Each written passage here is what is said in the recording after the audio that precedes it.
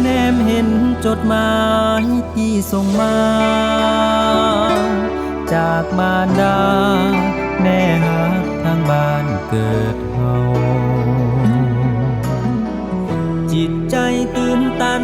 มือสั่นยื้อเอาซองจดหมายอย่างสุดทนอเมื่อในจดหมายเขียนอย่างง่ายได้แม่ถามสบายลูกฮักที่แม่ห่วงใย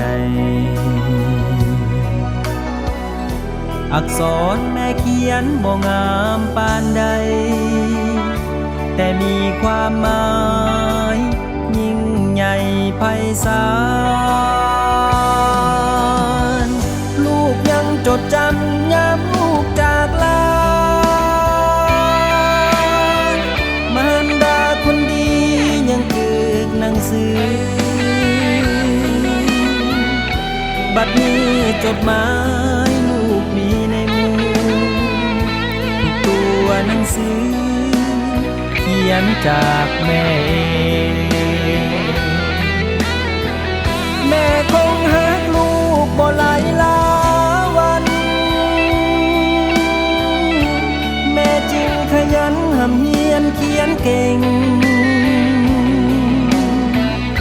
ภาษาศึกษาเหมือนดังบทเพลงที่บรรเลงความหักแม่ลูกเอ่ย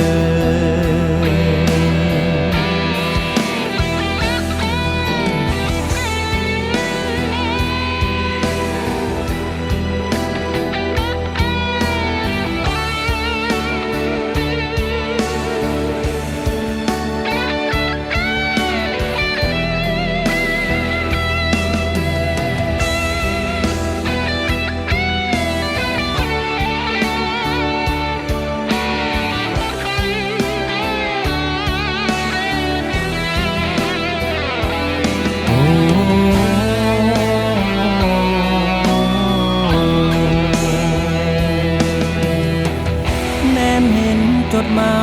ยที่ส่งมาจากมารดา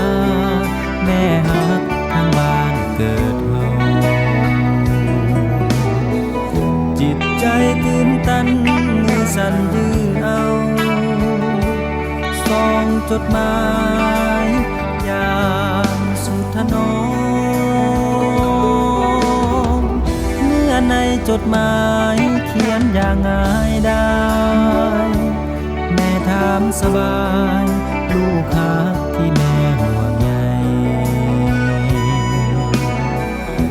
อักษรแม่เขียนบ่งามปานใดแต่มีความหมายยิ่งใหญ่ไพศาลลูกยังจดจำยามลูกจากลามารดาคนดียังคือหนังสือบัดนี้จดหมายลูกมีในมือทุกตัวหนังสือเขียนจากแม่แม่คงหักลูกบ่หลายลาวันแม่จึงขยันหำเฮียนเขียนเก่งภาษาศึกษาเหมือนดังบทเพลงที่บรรเลง